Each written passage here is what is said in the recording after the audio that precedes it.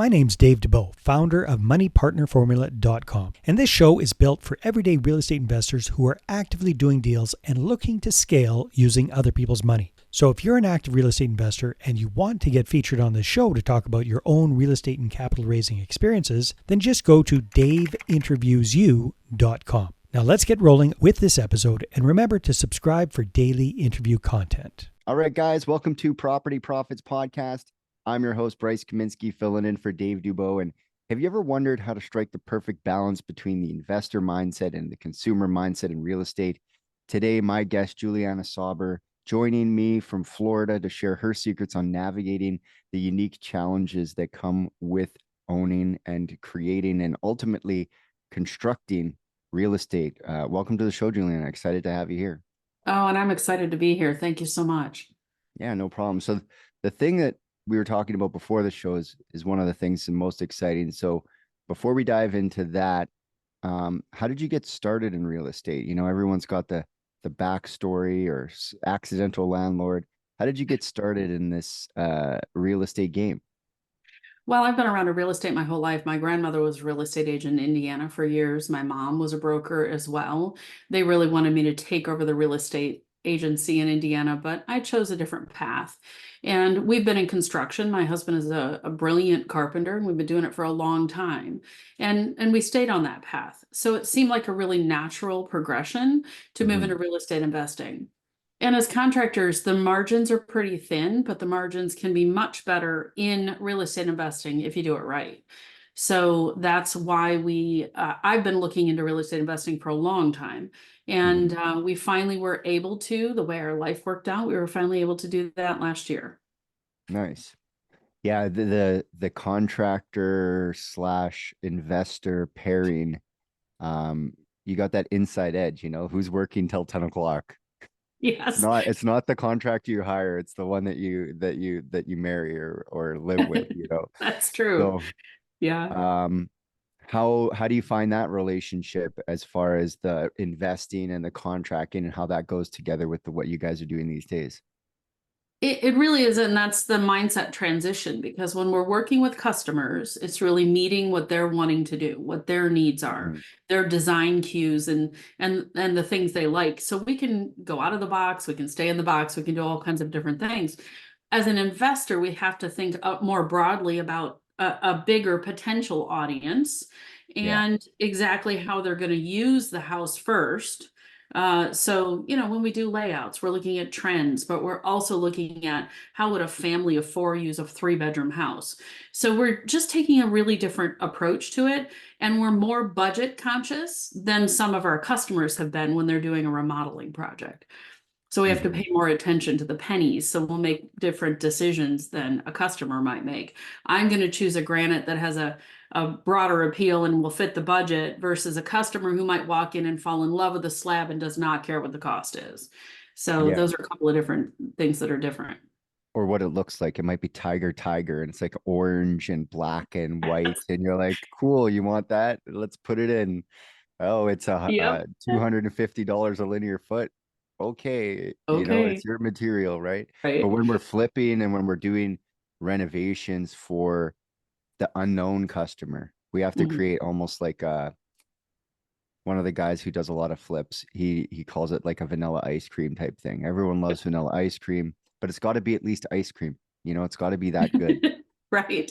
Yeah, I've seen people flip houses and not think about the layout too and end up with no closets, you know, no linen closet and like these functional things that we take for granted. And then when the future buyer comes in, they walk around and there's something doesn't feel right. Why is there no, you know, closet here in the hall? Or you know, there's these subtle cues. Like I remember one time we were staging a property and there were no drawers in the kitchen. No drawers at all? Yeah, it was all cupboards.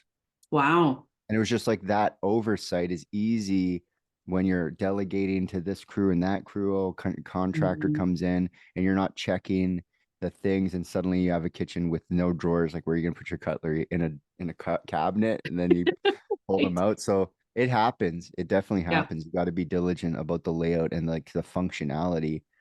And sometimes I like what you were saying too, is that you're not building for the future people, rather the customer now, you're building for the future people. So things like that red accent wall that you want to put in the living room probably isn't for everyone. So Yeah. So how many projects since you really decided to dive into this thing have you been able to put together for future families? Well, we came down here after Hurricane Ian to help people rebuild. Mm-hmm. And so we have a mix of customer work and our own. We bought some properties that have been damaged, and the individuals who had them just couldn't manage the renovation. Some people, Yeah. in fact, we had customers who'd never renovated a house before in their lives, and they're in their 70s. Mm-hmm. So we bought 3 houses. We had sold the house that we built in Michigan. We built this beautiful house, thought it was going to be a forever house, decided that a lot of work and it was a lot of effort for us. And we're not getting any younger. We actually want an Mm-hmm. easier, more, more fluid, a little more open schedule lifestyle. And so we came down here to help people rebuild and bought 3 houses down here. And we've finished one and sold it. The second one will be finished this week. We're Mm-hmm. doing what I call a white box renovation on that one. Lots of people are enjoying buying houses in this park that are ready to be finished. And so they're putting their own cabinets in, they're putting their own flooring in. What I'm seeing is this transition between an older generation to a younger generation that has a very different design aesthetic. Mm-hmm. So that allows them this open capability to do whatever they want. And the house I'm sitting in now, if you look behind me, there's an unfinished wall trim here. We're in the midst of, we're living in the house we're renovating right now, which is Mm-hmm. our final flip in Florida. And this one is very more updated, but also, as you said, vanilla. It has a navy blue island, which is on trend, but almost everything else is really basic in terms of the color scheme. So people can come in and add whatever accents they want, depending on their age and their inclination. So Make a little this bit of is our nice. third flip project, and actually we're putting a bid in on a flip in Kentucky as our There you first go. one. So we're putting a bid in on that right now, and that will be our transition over to the next phase. Are you finding that? Because I was in Florida in December, and there's still lots of property that is still being reconstructed. Like Yeah. if you go to the Keys on the west side and Mm. the west side of Florida, like Sarasota and all that, there's trailer homes, like mobile parks that lost 600 homes, and some of Yeah. them still look like it happened yesterday. So is tell me the reasoning behind moving out of Florida as other people seem to be moving into Florida. I think you really, as I mentioned, we're going more towards a lifestyle that suits us. Mm, We're woods people. We like to hunt and fish and ride side by sides, and we actually enjoy cooler weather. So we came down here to help my parents rebuild as well as several others. We were worried about shyster contractors who come in from other states who take advantage of seniors, and that really did happen in this park. yeah, yeah. And many others throughout. We're in Lee County, so Fort Myers area. It really did happen here, and that's part of the reason we chose Florida. But for us, Florida is a great state, but it's not where our hearts are. And so, Yeah. following that idea that we're in our 50s now, our kids are older, they're kind of walking their own path now. We can choose where we want to live, and we really enjoy being in the woods, and we like lakes and water and things like that. So our move was temporary. There is still a huge opportunity in Florida for people that want to come here. There is a need for contractors here. There's a need for high integrity, high quality contractors who also Hmm. understand how to balance budgets and get it done. So if there's someone who wants to come to Florida, I can show them how to get in and start working in Florida. There is definitely demand here. Yeah, I was saying that to another guy who's starting his contracting crew, and we have a similar thing in my market where um, to be good means to do what you say Yeah. and to finish the job. Like the bar is so low in some of these places where um, they're taking advantage of people that like you just have to be to your word Yeah. and and finish what you start. And now all of a sudden you're an in-demand contractor. And some markets you have to be really good. You also have to be really good, and you have to have systems, and you have to be marketing like crazy. And there's some markets that you just have to have integrity and do Yeah. what you say and finish what you start. So Yes. yeah, definitely I'm seeing that because there's still tons and tons just properties with the whole top ripped off just sitting on the side of the road, and they're still, I guess, figuring out if they're going to knock it down or put it back up. And yeah, so there's a lot of Yeah. opportunity out there. But I There like what is. you said, freedom is in real estate, choosing your lifestyle to match, because you could do real estate anywhere. You could go California, another hot place where you probably wouldn't enjoy it. There's not that many trees. There's, unless you like driving around in the desert, California is probably not for you unless you go further up towards like Oregon or something like that. But Sure. you know, the ability to choose and take what you've learned in this market, in that market, and just carry it with you, the skills, the real estate life skills that, oh, maybe now you want to move to, I don't know, Texas for some reason. You just take your skills and you go there. So that lifestyle component, I think people need to listen real close there, is that I used to say, do real estate, design your life, because you Yeah. can design your life around the thing. It's not one of those things where you have to be anywhere in particular. So right now you're going to start investing at a distance, and then eventually you're planning to move out there. We are. So we're going to take an extended holiday because we've been working 6 days a week for many years as contractors. And that didn't change with flipping at the beginning, but we've decided that I have to take care of my health. My husband has to take care of his health, and we don't want to, I've already had one health issue overcome. I don't want to go back there. So Mm, we're going to take an extended break. We're going to go through North Carolina. We're going to look at possibly buying a few places there that fit into the model of lifestyle based investing, but then coming into Tennessee and in Southern Kentucky, where there's a lot of movement there. I think one of the big things that happened with 2020 is people recognize that we need to slow down a little bit. We need to take time with our families. We need to enjoy life a little bit more. And so there is movement in that market, and in that place, there are places that are yet almost undiscovered mm. along lakefronts that are just stunningly beautiful. And so we're moving in part to help build spec homes that meet a new lifestyle that says we don't need a 5,000 square foot house. Maybe we Yeah. want 2,000 square foot and we want a really pretty cabin to go to, or we want a barn dominium that allows us to keep some side by sides or four wheelers because that's what we love to do on the weekends. And so we're Mm-hmm. going to find that balance through building small homes, building cabins, building spec homes in and around the lakes that are in northern Tennessee and southern Kentucky.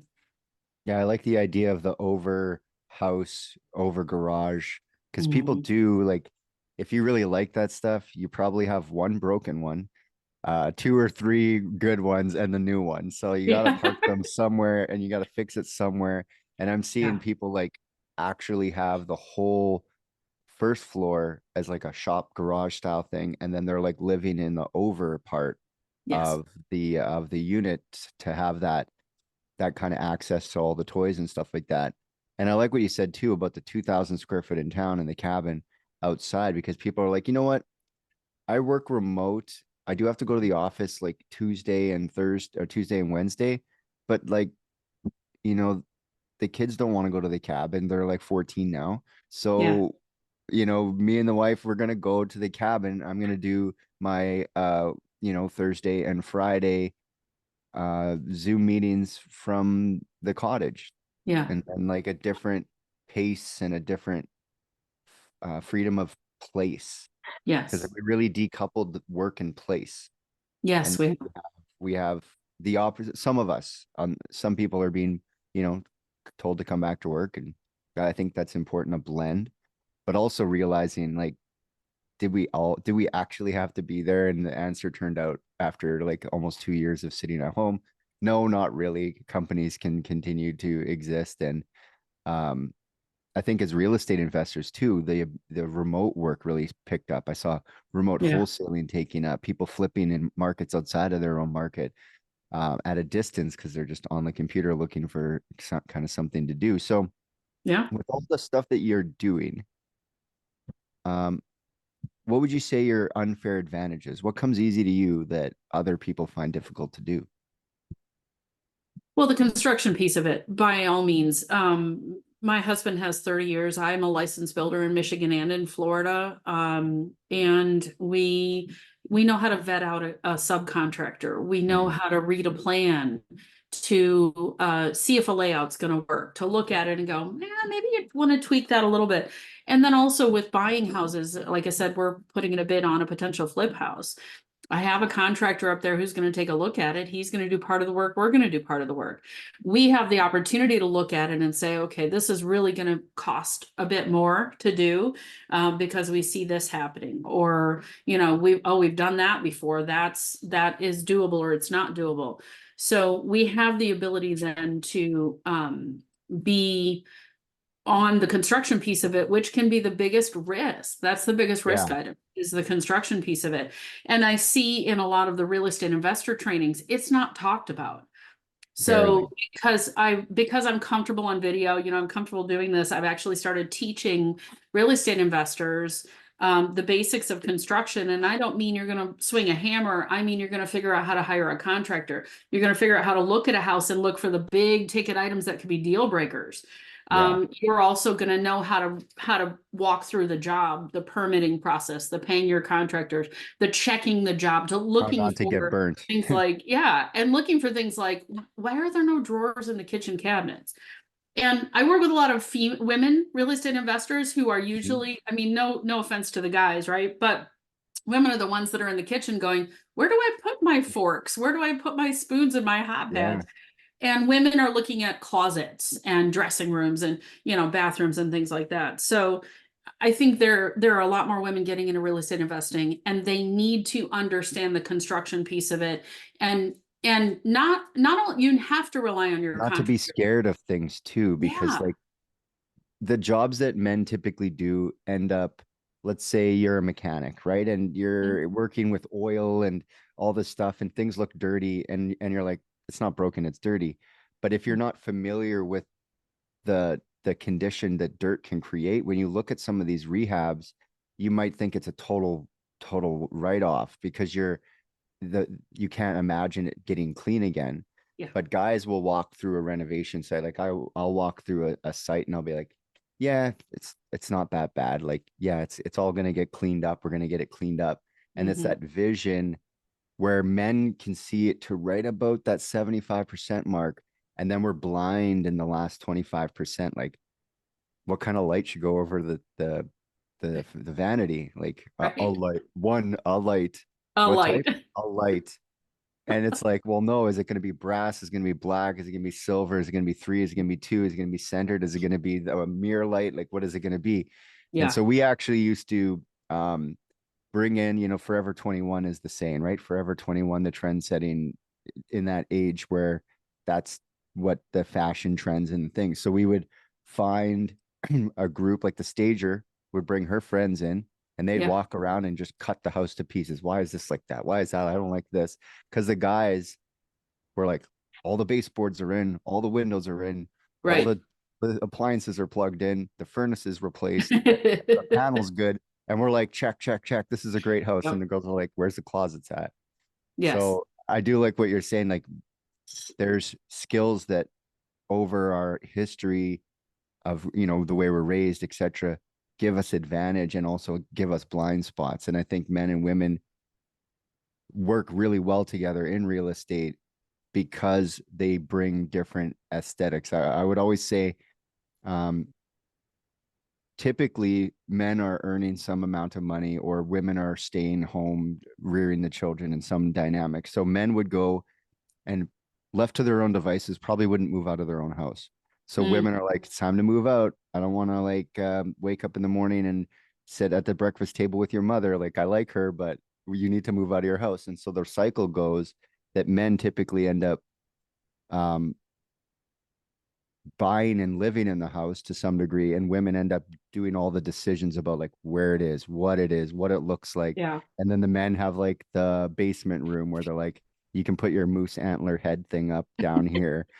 So there is like, and I think that's why the power couples work really well in real estate too, where you have the husband who's very like mechanically inclined and expert carpenter, and look at the mitering on this cabinet and look at how good the baseboards are coming out. And you're like, that's great. But the type of baseboard I want is the one that has the little character on it and not just a flat stock in this one. And he's like, it's I just put the casing in from the last site. Well, no, I was going Right. for something a little different. Yep. So there's a partnership. So tell me about your plans. Because you're going to need investor capital to build these spec homes. Are you planning to get the customers to bring the money, or are you going to pre-construct them and attract customers after you've constructed these cabins and these lake adjacent properties that you were mentioning? Well, I'm open to any. I don't want to put any restriction on it. So Mhm. we will start with spec home because we have the relationships there.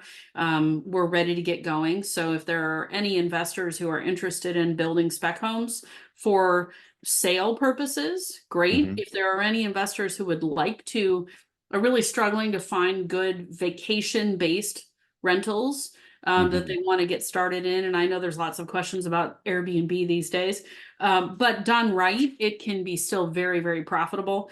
And in some cases, you can put more than one on a piece of property, which makes it Yeah. more profitable. That's land hacking, which we're going to be doing a couple of large developments of that. So if there is an investor who says, yeah, I really like Kentucky or Tennessee, I really would love to have a house near Dale Hollow Lake or near Norris Lake. How about we work together? We'd be thrilled to do that. So we're happy to partner up with someone who has a vision in mind, wants to get it done. We can be boots on the ground to get that done. Same with spec home. And then the land hacking piece of it it's near and dear to my heart because I'm building a wellness retreat that allows people to come in for disconnect from the world and recovery. And land hacking is perfect for that. So we find a larger piece of property. We put in multiple cabins and yurts and tree houses and a meeting place where people can come together. And then there's this opportunity to either unplug for the weekend by getting one cabin or come with a group and Mhm. do some sort of healing retreat, yoga, Retreat or something meditation, like that. whatever it is. So is that going to be So more for you as your portfolio as you're going to start taking in these land pieces and building out that side of it? Because yeah, forgive me if I'm hearing it incorrectly, you're most interested in helping people build these things around the lakes, but less interested in holding them yourself. You're more interested in what aligns with your soul, which is the retreats. So you're yeah. going to need, because land is something that's not easily financed. There's capital. Like the bank isn't super interested in being like, here, I'll give you a loan on some Well, that's not dirt. necessarily the case in Kentucky and Tennessee because Mhm. there's more land than there is city. Mm. The banks will finance land. And I've also been talking with a couple of hard money lenders who have recognized that in the right build, that they will incorporate land in with the construction, but it has to be a max value. So 85% usually the max loan to Mhm. cost, which leaves you then a profit margin of say 15, maybe even 20%, but that's okay. That is a good profit margin on a project like that. So purchasing land can come as part of a larger project. So Mhm. it's not outside of that conversation. Now, if somebody owns land, that can go towards meeting that 85% loan to cost. For some, it's even 90% loan to cost. I'm seeing a few of those as well Mhm. because the cost of construction has gone up so much. So, Yeah. Like but the just land over hacking year over year, itself, it's way up. yeah, it is. With land hacking, how I'd like to partner with people is if they say, I really would love to have a cabin, but I don't want to run it. I don't want to schedule it. I don't want to fill it up. If they would like to be part of the land hacking development of the retreats, we are willing to partner with them if they they invest a certain dollar amount, then they will Mhm. receive returns on the rental without having to do any of the work because I'm going to set up the infrastructure. I'll handle the scheduling. I'll make sure we're getting the cabins full, etc. So that is another way people can come in. And I've even offered to do smaller investment, more of a crowdsourcing kind of thing. So people say, I don't have $30,000, but I have 5,000. Well, then Mhm. maybe we can do a tree house or maybe we can do a glamping site. And then there's still have some return on that investment. And I'll even trade out for time in the cabins or in the glamping site itself. So there's different ways for us to get return on investment. And it is on par with what I'm seeing people get in multifamily in some of the Mhm. flips these days. Well, the other thing So too it's is just longer. Well, there's the other thing too, is you'd mentioned earlier that Airbnb is a little bit under attack in the sense that the short-term rental space. However, from what I've heard, especially with the rural stuff, that they're really not interested in taking that away from people. That was the whole origin of Airbnb and these Sure. places, the thing like that. But it's the city density that they're under that's getting a lot of attack. Because I know I've interviewed a handful of people who are doing similar things to what you're talking about here, and they said, "Oh, I've had no trouble with Airbnb because Yep. we're in a rural thing and because of the commercialness of the license and things like that." So very if someone's thinking, "Oh, I don't want to invest in that because of that," actually it seems that the ruralness of these plans is actually allowing people to make pretty good returns, like you're saying, like on par with some more multifamily thing. And the added bonus that some people may not be seeing is like, what if you want to go too? What if you Yeah. want to spend a week there and you just book it off the calendar and you and the family go, and that's like a timeshare kind of thing, but it's making you money as Yes. opposed to you having to pay necessarily to go there. So Yeah. when you're looking for money and you're looking for partners, what have you found to be most effective to find new people that are interested in your projects? I think there's two big things. Those that have experienced single Airbnbs with limited profitability because there's only one stream. So they'd Mm-hmm. like to be part of a larger collection. And in that larger collection, because of the way we're going to market that collection, the way we're going to share with people that are beyond real estate, not just your people looking for a weekend getaway, but we're actually going to be marketing to people and filling up those spaces with people that are hosting retreats, which is a growing market. Mm-hmm. A lot of people may not be recognized, but that there's a growing market in the wellness space, wellness retreats specifically. Yeah. So there is increased profitability, more days rented, and someone else is going to be marketing that for you. So you aren't just relying on Airbnb. There's a lot of other streams of revenue that way. Mm-hmm. They may be concerned about new construction, not sure how to navigate that, but still maybe want a build rather than something that needs a renovation all the time.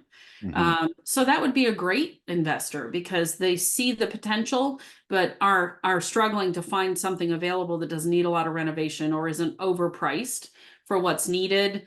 And maybe they can build, because in a lot of cases on these single sites, you can build up to 4.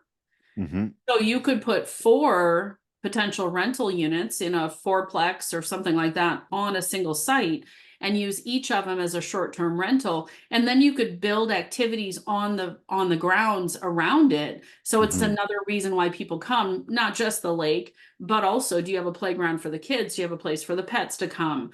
Do Mm-hmm. you have a place for people to store their side-by-sides when they're not trail riding? Yeah. You talked about repair. We've even talked about creating repair facilities in some of Yeah. these.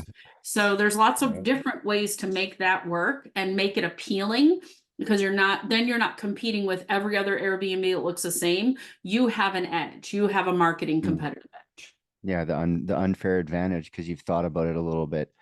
further. And I like what you're saying too, is like your experience in new construction and construction in itself. Mhm. Definitely, if I was thinking, oh, I'm going to put 100,000 in, and these people they're saying they're going to build this thing for me. No, they're going to build this thing for us. Like they're going to get this thing done. Yeah. We build houses on spec, whatever it is that you need. We've been doing it for 30 years. We could Mhm. do this. You don't have to worry about it. And so that that track record, I think is going to be really powerful when you start looking for those investors. So on that note, if people want to connect with you, they want to find out more, they want to ultimately look at how they can work with you and partner with you, what should they do? How do they find you? Well, I do. I am available on social media. Mm-hmm. So your Facebook, your Instagram, and even on TikTok. Our website is rpmsolutions.us. So the RPM is restoring peace of mind. And that really is our objective, is to help people have as easygoing a project as possible. So rpmsolutions.us is where you can find me. Awesome. Awesome. Well, Julianna, I really appreciate you stopping by and letting people know what you're up to. And I wish you all the best. Thank you so much. No problem. Until next time, guys, we'll catch you on the next episode. Hey there, I really hope you enjoyed that episode. And as always, if you want to listen to more daily interview content, make sure you subscribe. And if you're an active real estate investor and you're doing deals and you'd like to get featured on this show, then just head over to daveinterviewyou.com. Now at moneypartnerformula.com, we help real estate investors to create a process for predictably getting capital so they can do more deals without relying on hard money lenders or the banks. We do this by building them a private capital marketing system. Now, if you want help turning yourself into a big money capital attraction machine, then book a call with our team to see how we can help. Just visit moneypartnerformula.com to find out more. All right, take care, and we'll see you on the next interview.